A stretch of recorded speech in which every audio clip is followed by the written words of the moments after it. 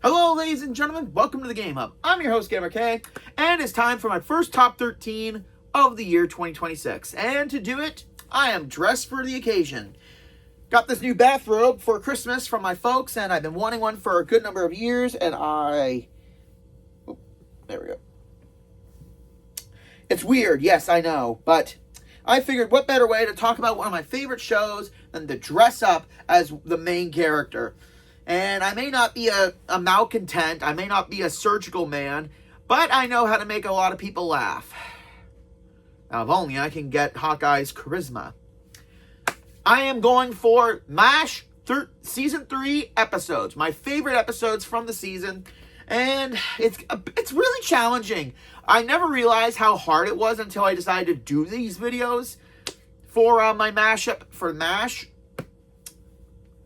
But it just goes to show when a show is so iconic and there's not that many bad episodes, but you really have to pinpoint each one and make it feel like it's something. Season 3 had a lot going for it. Coming off the success of 2 amazing seasons, and then having a lot of new issues coming to the MASH. We get from hilarity to serious really quickly. So let's start off, ladies and gentlemen. I don't have a martini, but it's Army Green, so that counts. We're going into my Gamer K's top 13 MASH Season 3 episodes. And why top 13? Because here on the Game Hub, only the odd can be number 1. Let's start. Going into the first entry on this video was something really challenging because I think for a majority of people, there's always that one episode in MASH that is the worst of the bunch. But luckily, none of that's on this list. Number 13 on my list is A Full Rich Day. Another kind of episode where Hawkeye is writing a letter to his father about all the issues that have happened for the episode. A lot of those you can see in the episodes Dear Dad and some of the, with the exception of Hot Lips, Frank, and Henry, and Trapper, every other character in this game in this show does an episode where they write to loved ones about the antics that have happened. But this one is a little bit different. A Full Rich Day, Hawkeye is recounting his tales of the stuff that happened, including a missing corpse, a mad Turkish soldier, and a soldier who's a little gun-ho. It's an episode where it's somewhat mostly within the reins of the surgical section, where a French soldier commander has come down to see one of his men. Sadly, he apparently deceased, and then the body couldn't be found. So there's that kind of thing. And then an army soldier comes in wanting his buddy, that whole gun-ho army guy with rifle in hand wants his buddy to get immediate surgical issue, to be looked at, and is pointing a gun at everyone in order to make sure it happens. And then we come to a Mad Turk.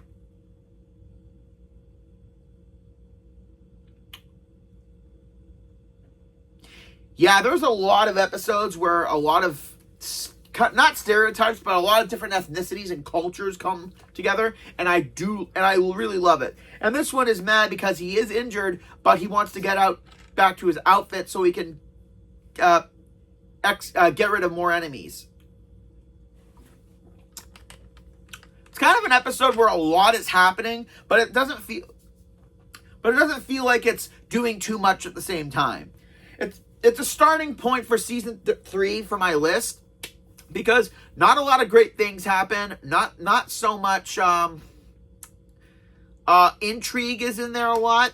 Not so many funny things happen, but at the same time, it's still a good episode. It's definitely one of the ones that I remember the most of, and yeah, good start for my list. Continue.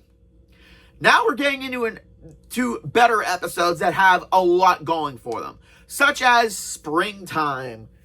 This is such a good episode. It's for once in Korea, a beautiful spring day that as the guys want to just relax and enjoy the day. But again, a lot of stuff happens.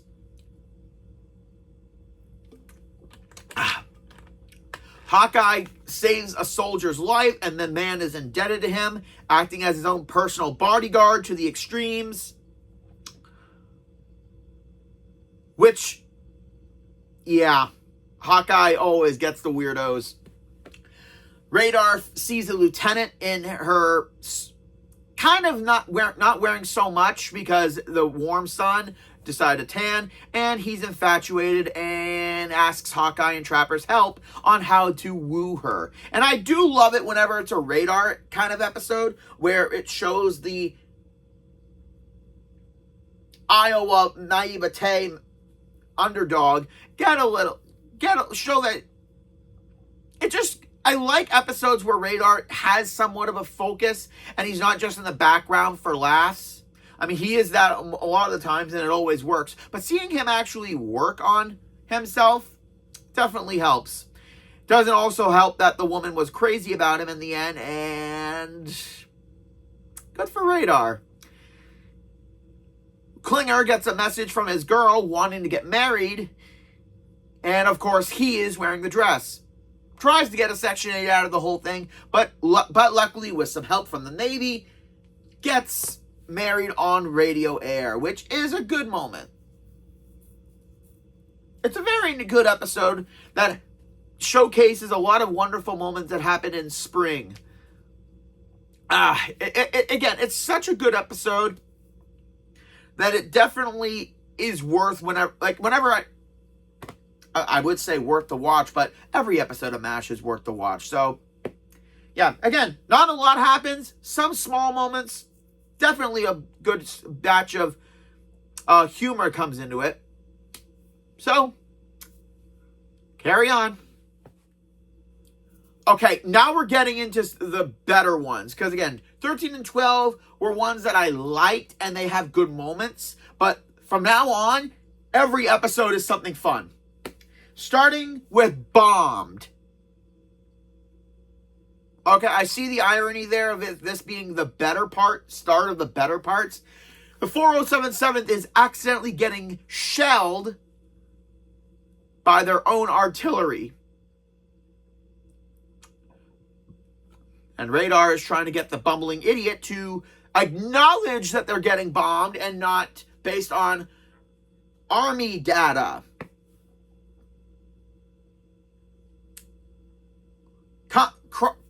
Crisis happens, as always, at the 4077 during this. For example, as they're being bombed, casualties are coming in, so they gotta work double time and make sure not to go up. During in which chaos, Hot Lips and Trapper get locked in the supply shed, and Trapper tries his best, but obviously fails. Seeing this, Frank goes a little bit jealous and thinks he can't perform surgery because he's so flustered. It's one of the few moments where Hawkeye actually doesn't twist the knife a bit to Frank, saying that Trapper tried and struck out, which afterwards Frank has been ready to perform surgery.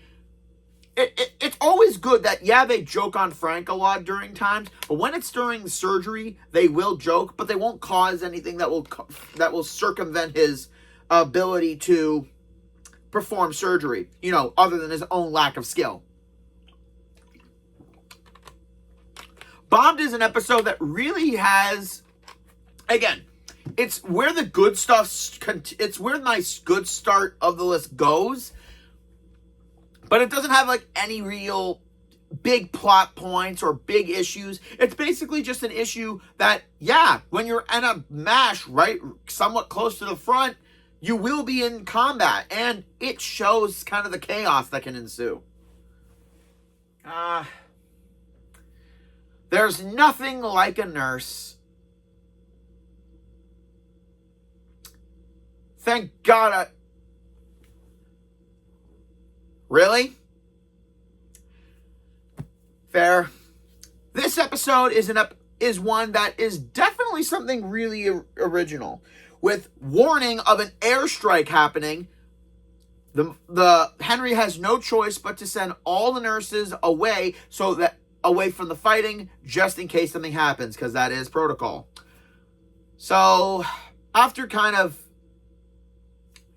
looking over the ladies of the 407th a bit, the guys suddenly understand, like, without them, things are pretty boring and pretty dull. And Klinger tries to sneak aboard in a burlap sack in order to get out of there. Ah, Klinger. What else happens? Oh, the guys poke at fun at Frank's old wedding video that was sent to him. It's got a funny moment. Also kind of has a nice moment here where one of the men sings a song about how much they miss the nurses, and again, how much they take for granted. Yeah. And then when it turns out the air raid is coming, it turns out it's 5 o'clock Charlie. A guy from a previous episode of season 2 that couldn't hit water if he fell out of a boat. So when they find out it's him, that idiot, that's the air raid? So after that is announced, the nurses are allowed to come back to the 407th. It's a fun episode. Again, like I said, not a lot of structure or a lot of big moments. But again, I'm not judging a lot of these on big moments. I'm on how enjoyable the episode is, and it's a fun episode. White Gold. This episode is on the list because it kind of showcases what some people are willing to do in order to save some men and everything. And it also goes to show of how annoying a certain character can be. Everyone's favorite lack of intelligence officer, Colonel Flagg, returns to the 407th after finding out some thieves try to steal penicillin from the 407th supply. One man getting away and Flagg letting him go in order to get said penicillin, and stages a giant elaborate story of how he was outmatched. And then when the thief returns, he explains that he was only trying to save some of his men because they needed the penicillin. And luckily that penicillin isn't going to Colonel Flagg in order to use it for negotiation purposes. So Hawkeye and Trap remove the guy's appendix in order to keep him off for a bit. A little unethical, a little bit, but let's be honest. I think, this is the second to last episode of season 3. And even though it's great, it's got a lot of good moments, it's still on the upper half of the list. And it only gets better from here. I'm sorry if I'm not going into detail about everything that happens in the episode, because I'd be here for hours. So, let's continue. This is definitely a fun episode. It has Weekend at Bernie's vibe. Finding out that a famous general is coming to the 407th for a fact-finding tour. Some hilarity ensues. And we have Iron Guts Kelly. Obviously, Hawkeye and Trap don't really give a damn about a general, but Margaret seems to do. So after a couple drinks, you can guess what happens. Until in the dead of night, that will become funny in a minute, Margaret comes to Hawkeye and Trap and asks them for a little help. They go into her tent, and the general is on her cot, dead. And cue the famous joke, to try giving him mouth-to-mouth, how do you think he died? And yeah, I do like that throughout the first bits of the first few seasons, Margaret is a bit of an antagonist to the guys, but overall, they could have held this over her head for everything. But, they're good guys and they need to help. So they bring the colonel back to his aide, and they didn't give the whole detail of how he died.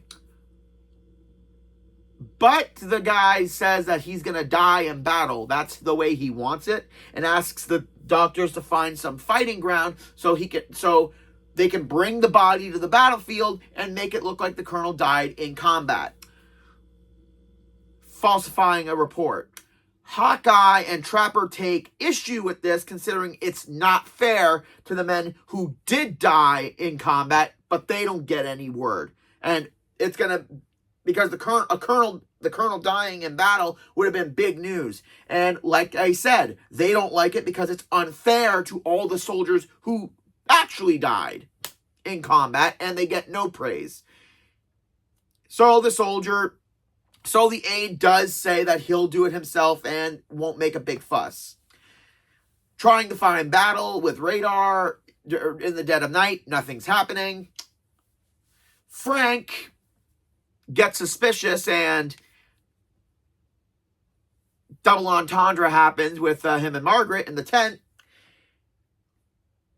After being put into an ambulance, some of the other guys of the MASH were having ladies over, so they snuck them out in the same one, and it's driven off.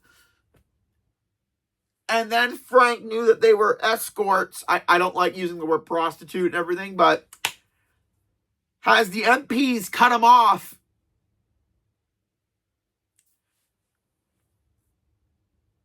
And there's a dead body in there. But luckily it goes off. It goes off or a ledge. The girls are fine, but it's reported that the colonel was dead. So the aide tells him to say that he died in battle and to ignore all this thing. And it's just a big episode where one thing of a cover-up turns into a bigger issue. And I really, really like episodes like this, where they take something like that and they make it bigger and bigger and bigger. It's definitely a highlight episode. Love and Marriage. An episode that, once again, has great moments and really, really funny moments. A Korean doctor who's assisting with the 4077th and always getting comments from Frank as well, requests if he can get a pass to go see his wife. Hawkeye and Trap obviously try to help, getting radar to feign information on Henry about the pass, which is good, which is fun. And then during this episode, there are a bunch of checkups that need to be done for a lot of the personnel, and one of them was asking if they can help him get married to a local girl whose mascara is older than World War I. The man insists that he's in love with the girl and wants to get married right away. Trapper and Hawkeye talk him to waiting a couple days, to which a businessman comes to Hawk and Trap and requests to approve of the medical information of the lady in question, saying that he's a marriage broker who arranges marriages with Korean girls and GIs, and where they go to the States and work for some friends of his, and lets it slip that Private O'Shane asked for $1,000 as a down payment for this scheme. To which Hawkeye gives one of my favorite comments. You know, you may be one of the first doctors in history to have a record. How's that? As the first doctor to set 2 broken legs, both his own. It's such a good moment. And then during the poker game, as always, Frank has to ruin a good moment where he says that the pass that the doctor was given is a forgery, even though it wasn't, and tries to get him to stop, and he runs away, and he's gone AWOL. And apparently his wife is about to give birth, so he wants to be there. So Hawk and Trap try to convince Henry to allow him to go, but obviously to no avail. Does, however, allow Hawkeye and Radar to go get the wife and bring him to the MASH. And then something good happens. Trapper is the one who almost wrings the neck of Private Shane for this whole scheme that was going on. And then upon getting a chest scan of the lady, says that the deal is broken because the girl had TB. For those of you who don't know, tuberculosis, which is another. So the deal is shot. It's only time in this video I'm going so far into information because it's required to understand. It's a great episode. It has good moments, funny moments. Every episode of MASH does. But in this case, it does good with some of the things that happened back then. Like the marriage brokers doing arranged marriages for business and everything like that. And it's just a good episode. This one is for my heritage. Opa! As we have Private Charles Lamb. A bunch of Greek soldiers come in and bring a smorgasbord of food in order for a celebration. And asks the 4077th to join them. And I'm telling you guys right now, as a Greek, and Easter, Christmas, but mostly Easter, to have lamb cooked perfectly, to have tomatas, to have spanakopita, to have just talking about it, I can't wait for Easter this year. I'm just gonna say right now to any of my viewers, if you go to a Greek's house for dinner like this, and you leave hungry, you did not eat. It is impossible to leave a Greek's place hungry once they do a big feast like that. I'm telling you that right now. But sad thing is they bring in a young lamb for it to be slaughtered, and Radar doesn't like that, being an animal lover, except he gave long johns and turned down a date with an attractive nurse for a cooked lamb and some mint jelly. I get that Radar's an animal lover. I get it. But you eat animals. But I guess it's different when you got to see the animal and know it's going to be killed. And that's why I can never kill an animal. I can't do it. So, and Trapper tells him how delicious it's going to be, because this is true. We had these neighbors, and every Easter they'd have a lamb on a roast, basting it with herbs and lemon and butter.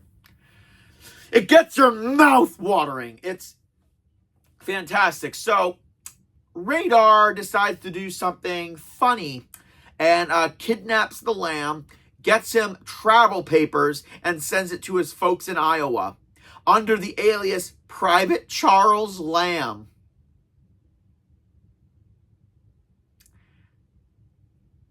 I gave travel orders to a lamb. And now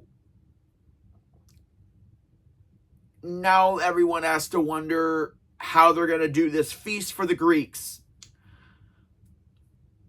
To which, at the end of the episode, Hawkeye created a spam lamb.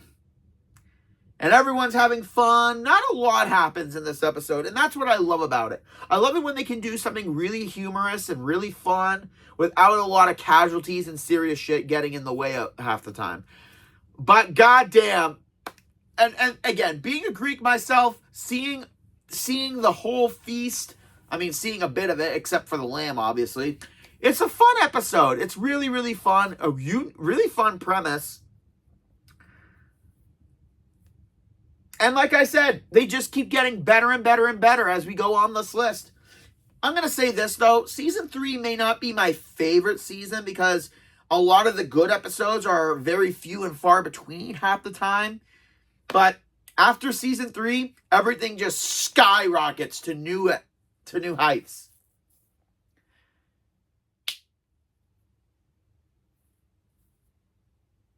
Another episode that came out near the end of the season, we have Big Mac, where it is because of their impeccable service record and surgical performance, General Douglas MacArthur, aka Big Mac, will be taking a tour to the 4077th in dedication of their continued service.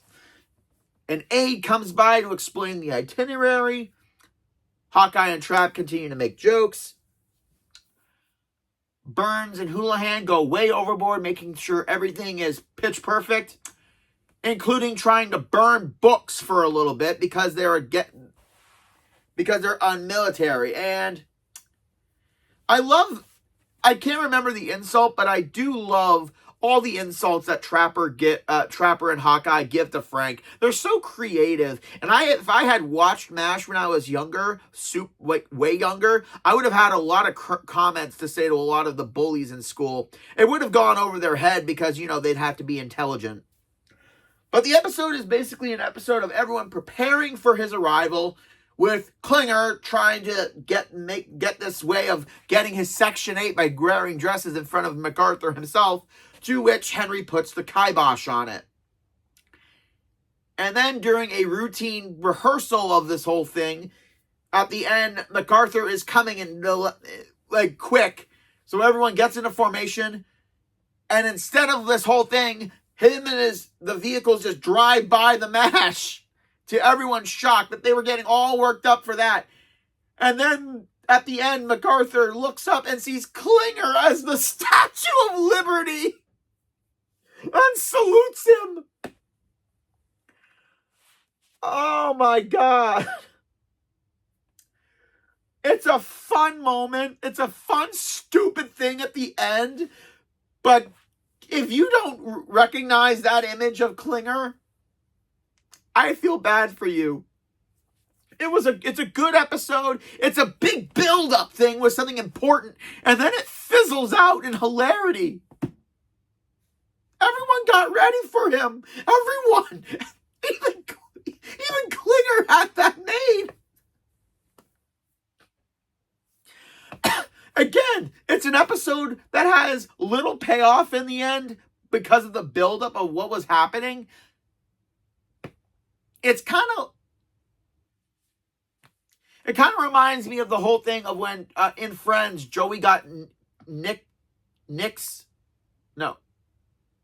Wizards Knicks game courtside tickets, but he had to spend that time with Monica because it's when he was far away and they couldn't have time together. And at the end, she lets him go to the game with Joey because it's important. And I just want you to know that nobody thinks you're stupid.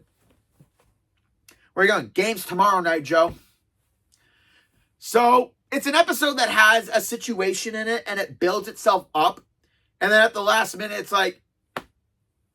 it's something like that. But again, I love episodes like that. You can kind of see where the build-up happens, and then how, in God's name, is it going to end badly. It's a great section. It's a great part of the episode. Building process, and I love it.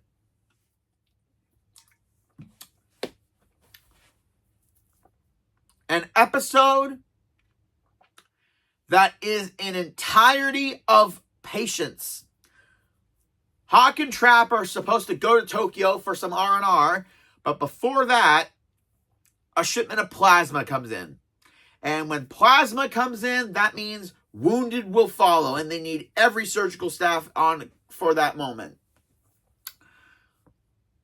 A lot of hours in surgery, and then they get word that the Chinese are going to have some of the American soldiers that are wounded, and they're willing to not make a swap, but to hand them over if they conditions. But sadly, it's deep within enemy territory, so some think it could be a trap. So, Hawk, Trap, Klinger, Frank, and Radar go on the bus and go towards Rainbow Bridge. That is the episode name. Only happens in like the second half of the episode, but other than that, it's still pretty fun. It's still pretty good. But Margaret is all gun-ho and gives Frank a pistol that is this small in order for protection. After getting the bridge, the soldiers kind of sense that that Frank had a gun, and they get mad because they try to do a good gesture and they come with a weapon. But then seeing the weapon, they laugh because it's like a pea shooter. It looks like it's something you get from Cracker Jacks. And after they have a good laugh, they say, okay, bring your bus over. We'll bring the wounded. And then afterwards, the guys are going to Tokyo after hours, good number of hours in surgery, and then surgery again, and then the Rainbow Bridge and back, and then surgery again. The guys are off to Tokyo. But they pass out in their beds, and Radar just tucks them in and says, good night, Superman. It's great episode that it doesn't showcase a lot of things, but it's a pretty fun episode where they were supposed to go to Tokyo, but like they say, plans don't always go the way you want them. And it's another good, fun episode that, again, doesn't have a lot of stuff to juggle. The General Flipped at Dawn. The season 3 opener is my number 3 episode of this season. It is the first notice of great actor Henry Morgan, who will later on be Colonel Potter in the ongoing seasons. But in this, he is General Bartford Hamilton Steele. That's 3 E's, not all in a row. After finding out that this general will be coming to the MASH for a week in order to see how things are, everyone's getting ready. Whereas Hawkeye is getting ready for a date with a nurse. Henry Morgan delivers a performance that is next to none in this episode. After the general gets there, he starts kind of showing that he's a little not all there. When asking Radar that he's a nom-com, backbone of the service. Where are you from, sir? Iowa. No talking in rank! And then when he sees Klinger in female attire, he says, not now, Marjorie, I'm expecting the troops. The colonel is a little crazy, and when him and Henry walk in on Hawkeye and a nurse in the supply room, Hawkeye does his best to pretend to be a reporter, and afterwards Henry chews him out. But the guy's loony. The general is absolutely crazy. Yeah, how about that? I mean, he comes from such a good family. Well, so did the Borgias. And the colonel is intent on moving the MASH more to the front because of the chopper pilots wasting fuel, so they move closer to the front. Afterwards, Hawkeye sends a patient with the chopper, disobeys the general, and is getting court-martialed for failure for a list of charges. Ask the chopper pilot, who is black in this. That's important for what happens next. The general questions him and says that you did it. You're a good soldier, and all you did was obey a superior officer. No charges against you. Now, tell us in your own words what happened on the chopper pad. But first, a number. A musical number. And then...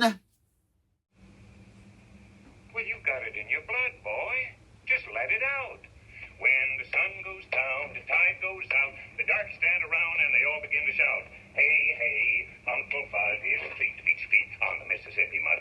Hey, hey, Uncle Fuzz is feet, feet, feet on the Mississippi mud. It's feet, feet, feet on the Mississippi mud. What a dance. They all, Lordy, how I'm telling you. Hey, hey, Uncle Fuzz is feet, feet, feet on the Mississippi mud. It's feet, feet, feet on the Mississippi mud. What a dance. Yeah. After that, the soldiers who are in charge of arresting Hawkeye pack up and leave and find And yeah. And then it turns out that this general was promoted to 3-star general and is sent to the Pentagon, where he will take up the entire Asian theater. It just goes to show that it doesn't matter how loony someone is. If they're well connected, they can basically become anything. This was a fun episode. It is the first of the season, and it gives us a true marker of how some crazy people just get higher up in the world. I'd give more examples of that, but I don't get political on this show. And again, it gave us our first glance of Henry Morgan, and when he was asked to come back for Colonel Potter, it's just a fun episode. Well deserves my number 2 spot. Number 3 spot, my bad.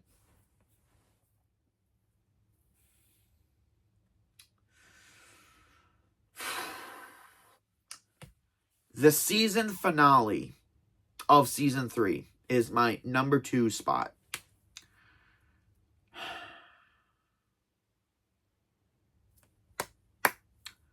After getting good news in surgery,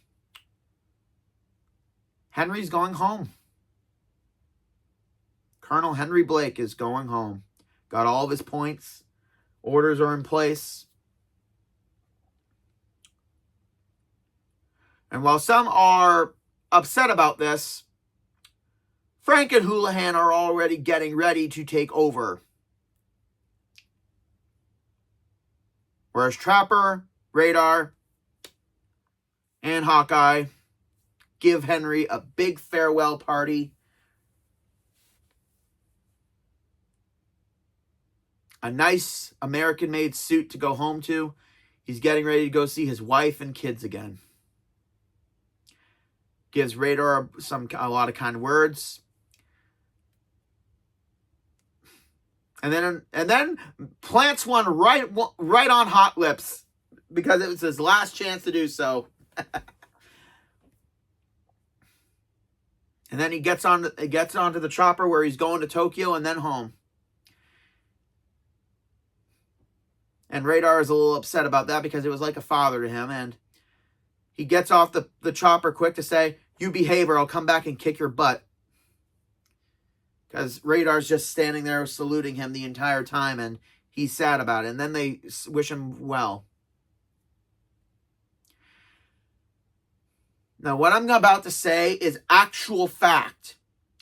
The ending of this episode wasn't in any of the scripts. It was done in one take. The only one who was told what was happening right then and there for the scene was Gary Berghoff, who plays Radar O'Reilly. So it's during surgery. Everyone's in there is working. Radar comes in without a mask on. Radar, put a mask on. If it's my travel order, send it to me. And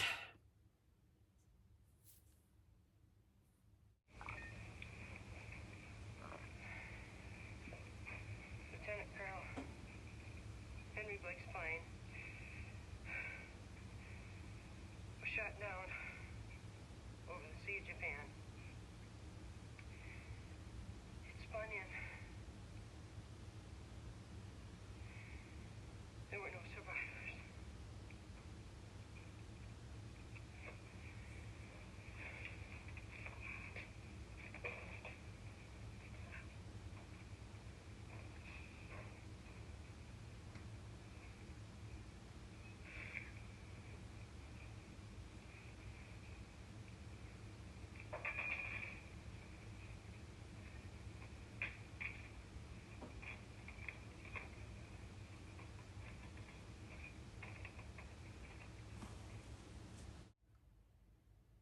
if you haven't watched MASH already, spoilers. Obviously, it's spoilers for a show.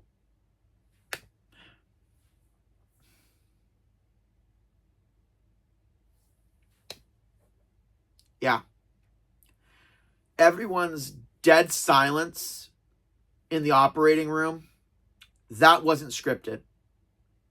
That was everyone's reactions to what happened. And everyone felt like they had actually... I mean, Henry... Larry, the actor who played Henry didn't die. It was just the character that died. But everyone didn't. Everyone was in character and reacted the way they would if it had actually happened.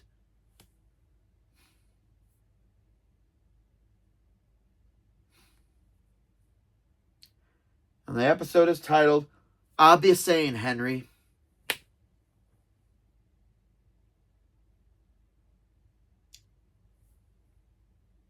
This marked a big moment in the show's history.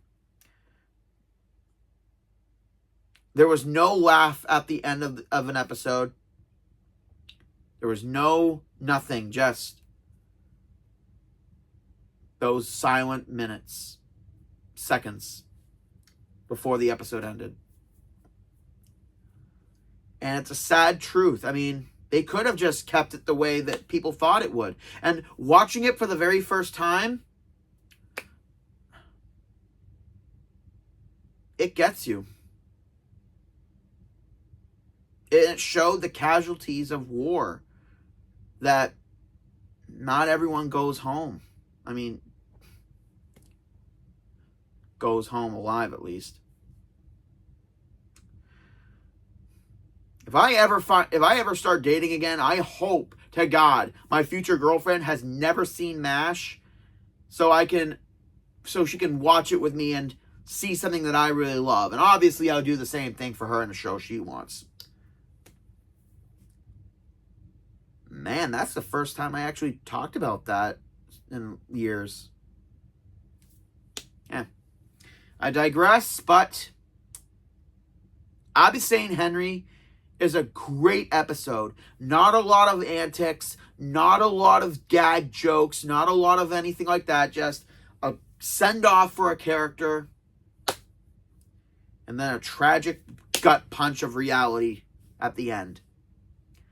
And it's only number 2 because there's an episode in this season that I love with a passion more than anything else.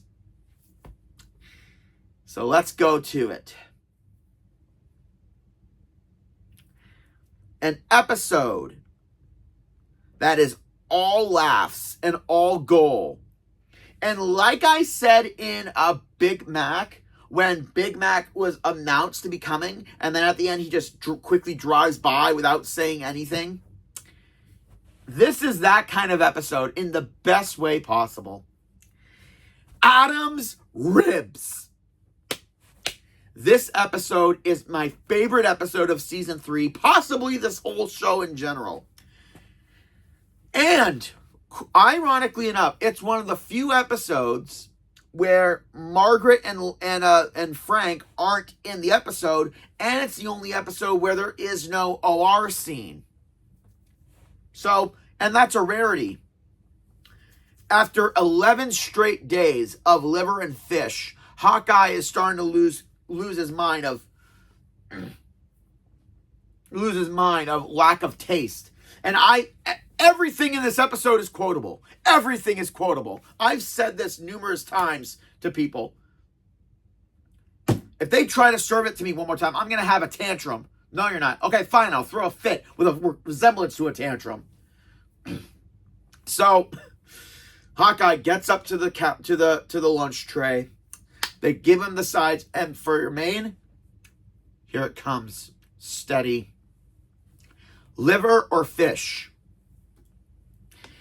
And I didn't look this up. I have this scene memorized. Because I could play the clip, but I'd rather just do it.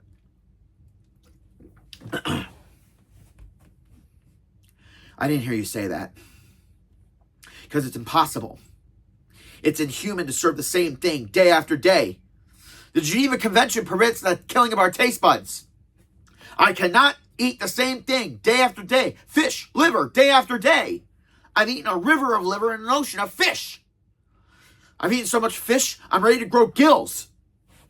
I've eaten so much liver, I can only make love if I'm smothered in bacon and onions. Are we going to stand for this? Are we going to let them do this to us? No, I say no. We're not eating this dreck anymore. We want something else. We want something else. Oh, and then the funny scene happens. And so, after talking to Henry and him saying a rib tickler, Hawkeye craves ribs from a place in Chicago, Adam's Ribs. And the entire episode is him doing anything he can to get the ribs. From calling the place late at night with Radar's help to place an order. Oh, damn it! I forgot to order the coleslaw. Orders 40 pounds of ribs and a gallon of sauce to be delivered. He requests Klinger's uncle, who lives in Chicago, to do a job to bring the ribs, but he wants psycho discharge papers, which won't happen. Trapper remembers that he used to date a woman in Chicago, calls her up after so long and asks for a favor. Luckily, she's as sharp as a pencil that's been dulled for 4 years. Hawkeye will send her a check for the payment for the ribs. It's held off in supply. They go to the supply guy, threaten him, and he finds out that he's from Joliet, which is near Chicago, or in Chicago. I'm not 100% sure. And asks for some of the ribs as compensation. They get back to the MASH. The guys are waiting in the mess tent. The ribs and sauce are brought to them. Praise the Lord and pass the sauce. Attention, all personnel. Incoming wounded. Choppers on the upper pass. So everyone has to go as the ribs are right in Hawkeye's face. So after all that, he gets no ribs. And there's no scene at the end of the episode. It just ends with Henry and Trapper dragging Hawkeye away to surgery. It is just a golden episode of how far someone will go to get something, and then at the end of it, they don't get it. It's a glorious episode, and I love it with a passion. It's funny. It's got no serious moments. It's all laughs, but not the slapstick humor that they did in the first season. It's physical humor with great dialogue, great moments, quotable lines, and it just does everything correct. And that is why Adam's Ribs is my favorite episode of Season 3. Oh, and that's it, ladies and gentlemen. Hope you guys enjoyed the list. And I could actually go for ribs right about now. Like, comment, subscribe down below, and join me next time where I venture forth into Japan as I go through the list of the evil masked entities that made up our journey through shadows. This is Gamer K, logging out.